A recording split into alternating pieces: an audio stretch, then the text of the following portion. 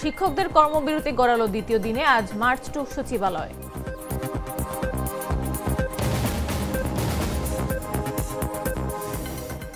বাংলাদেশের সংস্কার অগ্রগতি, যুক্তরাষ্ট্রের বিনিয়োগ আগ্রহ বাড়াবে বলেছেন অর্থ উপদেষ্টা।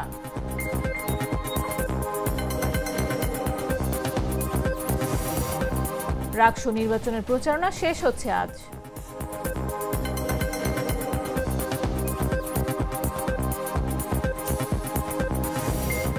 শুক্রবার ট্রাম্পের সঙ্গে বৈঠক করবেন জেলেনস্কি।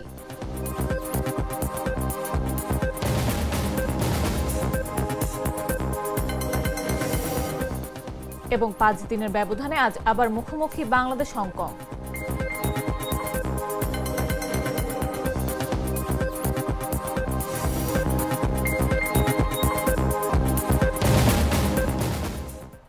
বেলা 11টা নিউজে সবাইকে আমন্ত্রণ। সাথে আছে আমি নাফিস আব্দুল্লাহ।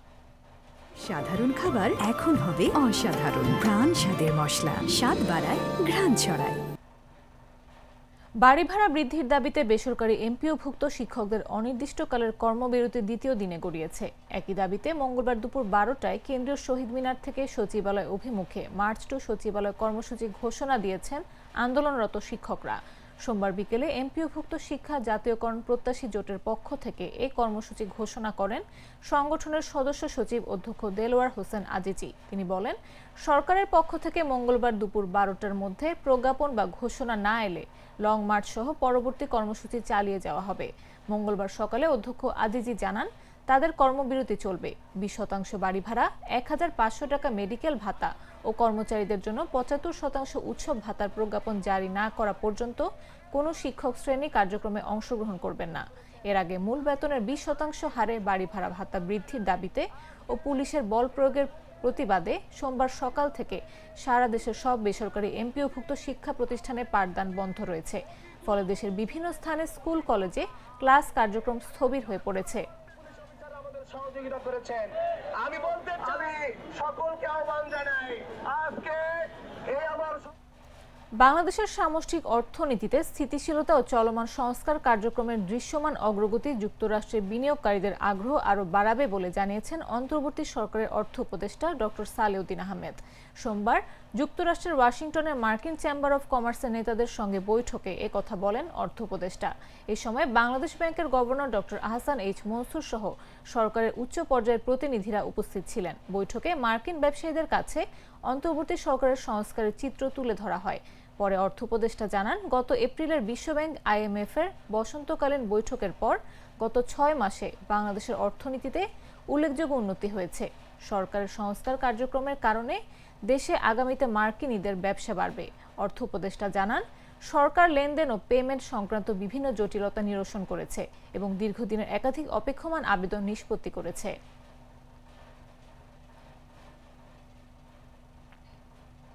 দেশের বাজারে সোনার দাম আবারও বাড়ানো হয়েছে। এতে সর্বোচ্চ দামে নতুন ইতিহাস সৃষ্টি করেছে সোনা।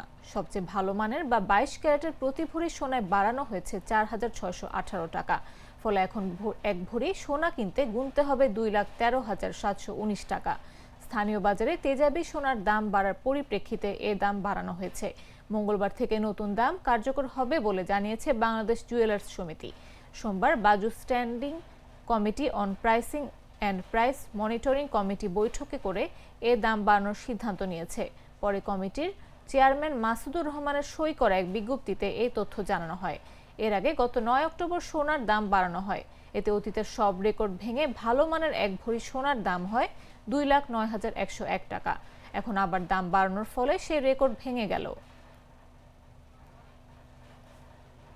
বাছাইকৃত লাল সরিষার দানা থেকে তৈরি হয় প্রাণ সরিষার তেল, আসল ঝাঁঝে আসল স্বাদে। সপ্তাহের ব্যবধানে প্রায় অপরিবর্তিত রয়েছে সব ধরনের সবজির দাম, তবে দাম বেড়েছে ডিমের। এছাড়া মাছ, মাংস, চাল ও ডালের বাজার রয়েছে আগের মতোই। বাজার দরের সবশেষ খবর জানাতে এই মুহূর্তে রংপুরের স্টেশন বাজারে রয়েছেন সহকর্মী জিতু কবির। সরাসরি যাচ্ছি তার কাছে। সপ্তাহের ব্যবধানে কিন্তু সবজির যে দাম সেটি কিন্তু খুব বেশি বাড়েনি, তবে একটি সবজির দাম হেরফের হয়েছে। আপনাদের যদি জানিয়ে রাখি যে আজকে টমেটো গত সপ্তাহের মধ্যে 120 থেকে 150 টাকা করে বিক্রি হচ্ছে। এছাড়া গাজরও কিন্তু একই দামে বিক্রি হচ্ছে। আর যদি একটু জানিয়ে রাখি যে কাঁকরোল বিক্রি হচ্ছে 70 থেকে 60 টাকা, ঝিঙে বিক্রি হচ্ছে 70-80 টাকা, আর মূলা বিক্রি হচ্ছে 30-40 টাকা, চাল কুমড়া 50-60 টাকা, আর দুধ কৃষি বিক্রি হচ্ছে 40-50 টাকা। তবে চিকন বেগুন গত সপ্তাহের তুলনায় কিন্তু দাম কমে এসেছে। গত সপ্তাহে যে চিকন বেগুন 70-80 টাকা বিক্রি হয়েছিল সেটি কিন্তু বিক্রি হচ্ছে 50 থেকে 60 টাকা পর্যন্ত। আর গোল বেগুন যেটি সেটি বিক্রি হচ্ছে 80 টাকা 100 টাকা পর্যন্ত। আর আপনাদের যদি জানিয়ে রাখি যে ডিমের বাজার, সেটি হচ্ছে যে গত সপ্তাহের তুলনায় কিন্তু ডিম আজকে একটু চড়া দামে বিক্রি হচ্ছে। অর্থাৎ বড় সাইজের যে ডিম সেটি বিক্রি হচ্ছে 48 টাকা হালি, এবং ছোট যে সাইজের ডিম সেটি বিক্রি হচ্ছে 46 টাকা পর্যন্ত। এছাড়া আমরা মাছের বাজারে খোঁজ নিয়েছি, মাছ গত সপ্তাহের মতোই অপরিবর্তিত রয়েছে। সব ধরনের মাছ যে বিক্রি হয়েছিল, সেই যদি বলি যে বড় সাইজের রুই যেটি সেটি বিক্রি হচ্ছে 350 থেকে 380 টাকা পর্যন্ত। এছাড়া ছোট সাইজের রুই বিক্রি হচ্ছে 280 টাকা পর্যন্ত। আরেকটি বিষয় জানিয়ে রাখি যে গতকাল পর্যন্ত কিন্তু কাঁচামরিচের দাম ছিল 120 টাকা করে খুচরা বাজারে কেজি। আজকে কিন্তু আজকের বাজারে সেটি কিন্তু দাম বেড়ে হচ্ছে 150 থেকে 160 টাকা খুচরা বাজারে। এটি বিক্রি হলে পাইকারিতে আমরা দেখেছি যে পাইকারি বাজারে বিক্রি হচ্ছে 120 থেকে 130 টাকা কেজি। আরেকটি বিষয় জানিয়ে রাখি যে শীতকালীন যে সবজি, সেই শীতকালীন সবজির সরবরাহ কিন্তু খুব একটা বাড়েনি। তবে দিন যত যাবে ততই শীতকালীন সবজির সরবরাহ বাজারে বাড়বে। আর শীতকালীন সবজি যদি বাজারে আসে তাহলে কিন্তু দাম, একটু সবজির দাম সহনীয় পর্যায়ে আসতে পারে বলে মনে করছেন ব্যবসায়ীরা। এরপরে যে শীতকালীন সবজি আমরা দেখেছি যে ফুলকপি যেটি সেটি কিন্তু বাজারে আসতে শুরু করেছে, বিক্রি হচ্ছে 120 টাকা 130 টাকা করে।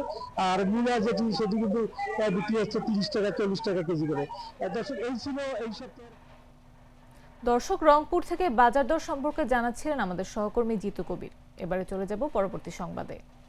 রাজশাহী বিশ্ববিদ্যালয়ের কেন্দ্রীয় ছাত্র সংসদ নির্বাচনের আনুষ্ঠানিক প্রচারণা শেষ হচ্ছে আজ মঙ্গলবার। শেষ সময় প্রচারে সরগরম ক্যাম্পাস। শেষ সময় প্রার্থীদের সময় কাটছে ব্যস্ততায়। জানা যায়, নির্বাচনী প্রচারণার শেষ সময় সোমবার প্রথম বর্ষের শিক্ষার্থীদের আনুষ্ঠানিকভাবে বরণ করে নিয়েছে বিশ্ববিদ্যালয় কর্তৃপক্ষ। আয়োজনটিকে ঘিরে কাজী নজরুল ইসলাম মিলনায়তনের সামনে প্রার্থীদের জমজমাট প্রচারণা করতে দেখা গেছে। এছাড়াও প্রার্থীদের শেষ সময়ের প্রস্তুতিতে ক্যাম্পাসে উৎসবমুখর পরিবেশ বিরাজ করছে। একসাথে বিপুল সংখ্যক শিক্ষার্থীর কাছে যেতে পারার সুযোগ হাতছাড়া করতে চাননি প্রার্থীরা। অধিকাংশ প্রার্থী সকাল থেকে জড়ো হন মিলনায়তন প্রাঙ্গণে। ছাত্রদল, ছাত্র শিবির মনোনীত প্যানেল সহ বিভিন্ন প্যানেল ও স্বতন্ত্র প্রার্থীরা নবীন শিক্ষার্থীদের সঙ্গে শুভেচ্ছা বিনিময় করেন। প্রার্থীরা বলেন, একই বর্ষের এত শিক্ষার্থীকে একসঙ্গে পাওয়া কঠিন। এই অনুষ্ঠানে তাদের পাওয়া গেছে। বিশাল সংখ্যক এই শিক্ষার্থীর কাছে প্রার্থীরা তাদের বার্তা পৌঁছাতে কাজ করেছেন। শিক্ষার্থীরা বলছেন, নির্বাচনের তারিখ পরিবর্তনে কিছুটা আমেজ কমলেও শেষ সময় সেটি উৎসবে পরিণত হয়েছে। 3 যুগ পর হতে যাওয়া এই নির্বাচন নিয়ে উচ্ছ্বাস প্রকাশ করেন শিক্ষার্থীরা। আইন শৃঙ্খলা পরিস্থিতি নিয়ন্ত্রণকারী যে বাহিনী আছে রাজশাহীর, এখানে উপস্থিত ছিলেন পুলিশ বাহিনী, র্যাব এবং বিজিবি।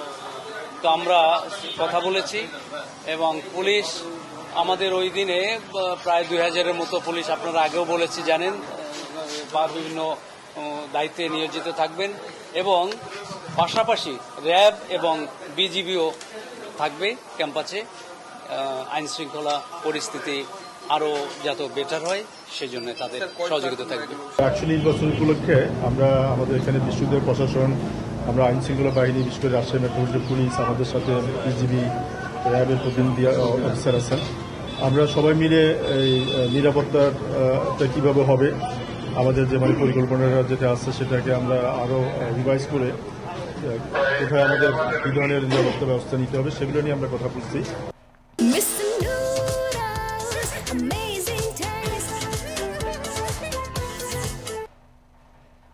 জানাবো আন্তর্জাতিক সংবাদ।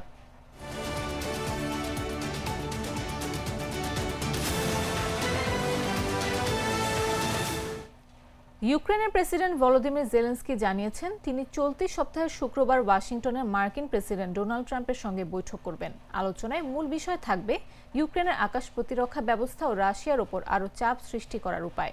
জেলেনস্কি জানান, ওয়াশিংটনে তিনি সেখানে অবস্থানরত ইউক্রেনীয় প্রতিনিধি দলের সঙ্গে যোগ দেবেন, যারা বর্তমানে মার্কিন রাজনীতিক ও কোম্পানিগুলোর সঙ্গে বৈঠক করছে। তিনি আশা করছেন শুক্রবার ট্রাম্পের সঙ্গে তার বৈঠক অনুষ্ঠিত হবে। এক সাংবাদিক প্রশ্নের জবাবে ট্রাম্পও বিষয়টি নিশ্চিত করেছেন। মধ্যপ্রাচ্য সফর শেষে ওয়াশিংটনে ফেরার পথে এক সংক্ষিপ্ত বিরতির সময় তিনি বলেন, এটি হবে জেলেনস্কির চলতি বছরের জানুয়ারির পর থেকে তৃতীয়বারের মতো হোয়াইট হাউস সফর। জেলেনস্কি জানান, গত সপ্তাহের শেষে ট্রাম্পের সঙ্গে তার দুটি ফোনালাপ হয়েছে, যেখানে ইউক্রেনের জ্বালানি অবকাঠামোর ওপর রাশিয়ার হামলা ও যুদ্ধক্ষেত্রের পরিস্থিতি নিয়ে বিস্তারিত আলোচনা হয়েছে। জেলেনস্কি বলেন, তিনি যুক্তরাষ্ট্রে গিয়ে আরও কয়েকটি গুরুত্বপূর্ণ বৈঠকে অংশ নেবেন, যার মধ্যে থাকবে মার্কিন প্রতিরক্ষা কোম্পানি, সিনেটর ও কংগ্রেস সদস্যদের সঙ্গে আলোচনা।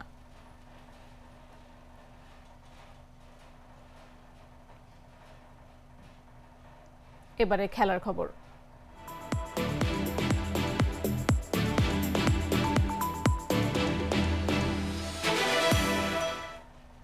পাঁচ দিনের ব্যবধানে আজ আবার মুখোমুখি হচ্ছে বাংলাদেশ ও হংকং। মঙ্গলবার হংকংয়ের কাই তাক স্পোর্টস পার্ক মেইন স্টেডিয়ামে বাংলাদেশ সময় সন্ধ্যা ৬টায় শুরু হবে দুই দেশের ফিরতি ম্যাচ। গত ৯ অক্টোবর ঢাকা জাতীয় স্টেডিয়ামে ৭ গোলের রোমাঞ্চকর লড়াইয়ে হংকং জিতেছিল ৪-৩ ব্যবধানে। নাটকীয় ম্যাচে দুই দলের শেষ দুটি গোলই হয়েছে ইনজুরি সময়ের শেষ মিনিটে। এএফসি এশিয়ান কাপ বাছাইয়ে এটি হবে দুই দলের চতুর্থ ম্যাচ। ৩ ম্যাচে ২ জয় ও ১ ড্রয়ে ৭ পয়েন্ট নিয়ে টেবিলের শীর্ষে হংকং। সমান ম্যাচে ২ হার ও ১ ড্রয়ে বাংলাদেশ ১ পয়েন্ট নিয়ে টেবিলের তলানিতে বাংলাদেশ। সর্বশেষ ম্যাচে হংকংয়ের কাছে হারের পর বাংলাদেশ কার্যত ছিটকে গেছে চূড়ান্ত পর্বে ওঠার লড়াই থেকে। শক্তিতে বাংলাদেশের চেয়ে হংকং এগিয়ে, র্যাঙ্কিংয়ে ৩৮ ধাপ এগিয়ে পূর্ব এশিয়ার দেশটি।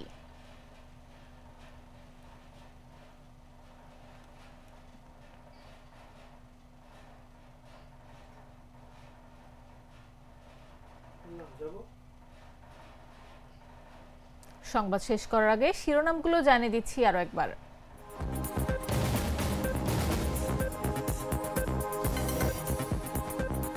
শিক্ষকদের কর্মবিরতি গড়ালো দ্বিতীয় দিনে আজ মার্চ টু সচিবালয়।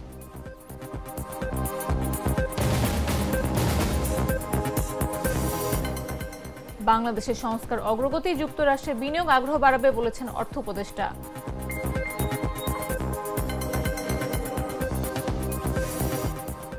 রাকসু নির্বাচনের প্রচারণা শেষ হচ্ছে আজ।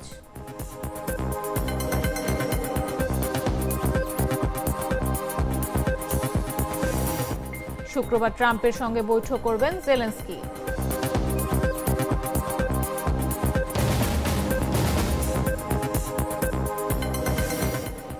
এবং ৫ দিনের ব্যবধানে আজ আবার মুখোমুখি বাংলাদেশ হংকং।